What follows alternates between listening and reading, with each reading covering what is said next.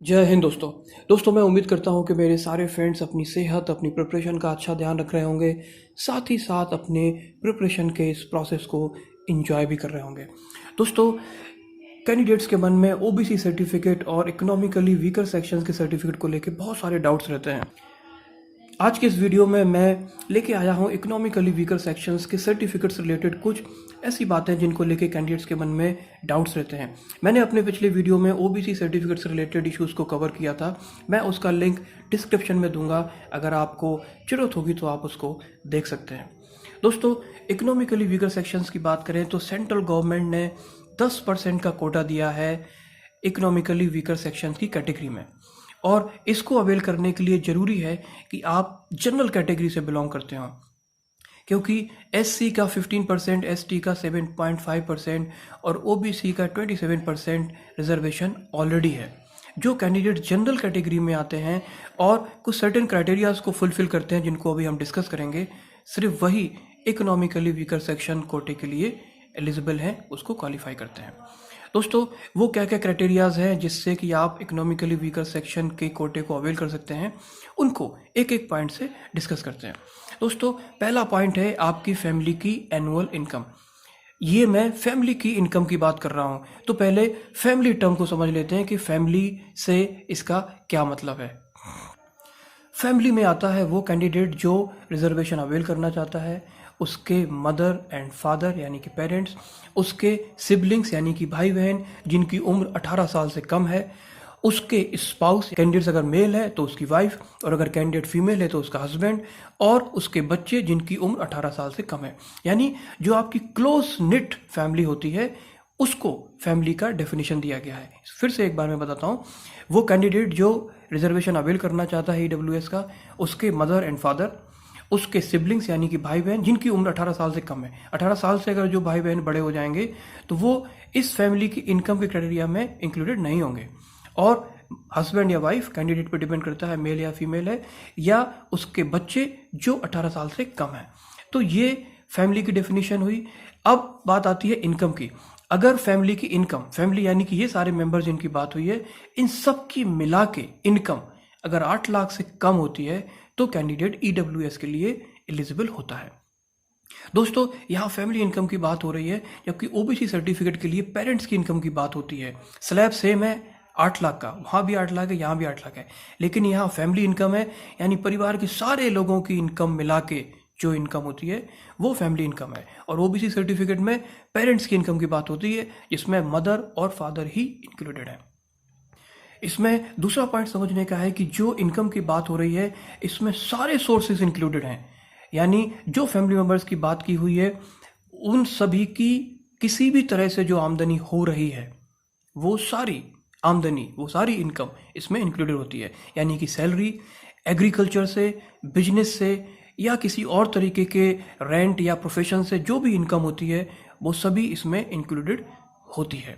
आपको याद होगा दोस्तों, ओबीसी सर्टिफिकेट के लिए मैंने बताया था कि वहाँ पे पेरेंट्स की सैलरी और एग्रीकल्चर के थ्रू जो इनकम होती है वो काउंट नहीं होती है। जो एक्सटर्नल सोर्सेज की इनकम है, सिर्फ वही 8 लाख को क्वालिफाई करती है।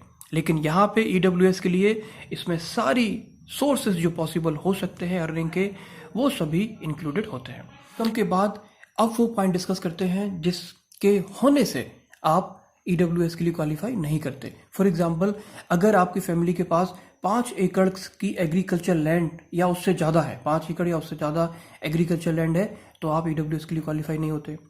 अगर आपका रेजिडेंशियल फ्लैट 1000 स्क्वायर फीट या उससे ज़्यादा का है, तो आप ईडब्ल्यूएस के लिए क्वालिफाई नहीं होते। अगर रेजिडेंशियल प्लॉट 100 स्क्वायर यार्ड्स यानी कि 900 स्क्वायर फीट या उससे ज़्यादा है नोटिफाइड म्यूनिसिपैलिटीज एरिया में, तब आप ईडब्ल्यूएस के लिए क्वालिफाई नहीं होते। और लास्ट क्राइटेरिया होता है कि रेजिडेंशियल प्लॉट 200 स्क्वायर यार्ड यानी कि 1800 स्क्वायर फीट का नॉन नोटिफाइड म्यूनिसिपैलिटी एरियाज में अगर होता है, तो आप ईडब्ल्यूएस के लिए क्वालिफाई नहीं होते। दोस्तों, नोटिफाइड और नॉन नोटिफाइड म्यूनिसिपैलिटी एरियाज को समझते हैं। Notified districts are those which have been published by the state legislature in an area under the municipal enactment.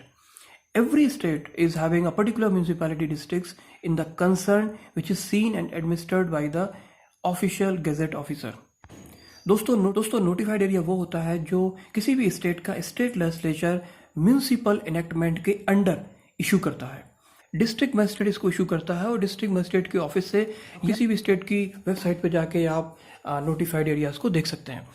Candidates के मन में एक क्वेश्चन आता है कि ये जो क्राइटेरिया है ईडब्ल्यूएस का, रिजर्वेशन एलिजिबिलिटी का क्राइटेरिया, क्या ये पूरे स्टेट्स में एक जैसा है या स्टेट में वेरी करता है? दोस्तों ये क्राइटेरिया सेंट्रल गवर्नमेंट ने आपको ऑफर किया है। जो 10% का रिजर्वेशन है ये सेंट्रल गवर्नमेंट ने ऑफर किया है, इसलिए ये हर स्टेट में यूनिफॉर्म है। दोस्तों अथॉरिटीज़ जो इनकम और असेट सर्टिफिकेट को इशू करती हैं वो कौन कौन सी अथॉरिटीज़ होती हैं? उसमें आते हैं district magistrate, additional district magistrate, collector, deputy commissioner, additional deputy commissioner, first class stipendiary magistrate, sub divisional magistrate, taluk magistrate, executive magistrate, extra assistant commissioner, chief presidency magistrate, additional chief presidency magistrate, presidency magistrate, revenue officer not below the rank of tehsildar, sub divisional officer और the area where the candidate and his family normally reside. दोस्तों अब बात करते हैं EWS certificate की validity period की।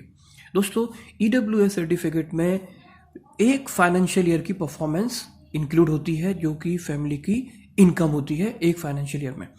हम इसको एग्जांपल लेके समझते हैं कि अगर आपको अपना ईडब्ल्यूएस सर्टिफिकेट फाइनेंशियल ईयर 21-22 में यूज़ करना है किसी भी एग्ज़ाम के लिए जहां आप ये रिजर्वेशन या ये कोटा अवेल करना चाहते हैं, तो एक फाइनेंशियल ईयर पहले यानी कि फाइनेंशियल ईयर 20 और 21 में जो भी इनकम का परफॉर्मेंस रहा है फाइनेंशियल ईयर में, उसकी बेसिस पे ईडब्ल्यूएस सर्टिफिकेट बनेगा जो कि फाइनेंशियल ईयर 21-22 में यूज़ होगा। ये पर्टिकुलर फाइनेंशियल ईयर में कोई एग्ज़ाम अगर होता है और आप वहाँ अप्लाई करना चाहते हैं तो ईडब्ल्यूएस सर्टिफिकेट एक साल पहले की फाइनेंशियल ईयर पे के बेस पे बना होना चाहिए। तो नेचुरली इसकी वैलिडिटी एक साल की होती है और हर साल इसको रिन्यू कराना होता है। इसको बनवाने के प्रोसेस में जो डॉक्यूमेंट्स लगते हैं उसमें आइडेंटिटी प्रूफ होता है, डोमिसाइल सर्टिफिकेट होता है, Aadhaar card, self declaration, passport size photographs, certificates of property and land, ये सारे डॉक्यूमेंट लगते हैं और इसको तहसीलदार के ऑफिस में आपको सबमिट करना होता है। और टेंटेटिव पीरियड 21 डेज़ का होता है इसके कंप्लीशन का। वैसे ये पीरियड स्टेट टू स्टेट थोड़ा वेरी करता है, बट अमूमन 21 दिन में ये बन के तैयार हो जाता है। ये बहुत सारे कैंडिडेट क्वेश्चन पूछते हैं कि ईडब्ल्यूएस कैटेगरी में क्या एज लिमिट और अटेम्प्ट्स का भी रिलैक्सेशन मिलता है? तो दोस्तों याद रखना जरूरी है कि ईडब्ल्यूएस में आपको सिर्फ 10% का कोटा मिलता है। ये एडिशनल जो रिलैक्सेशन हैं इसमें एज आती है और नंबर ऑफ अटेम्प्ट्स आते हैं, ये ईडब्ल्यूएस में नहीं मिलता है, सिर्फ 10% का कोटा आपको मिलता है।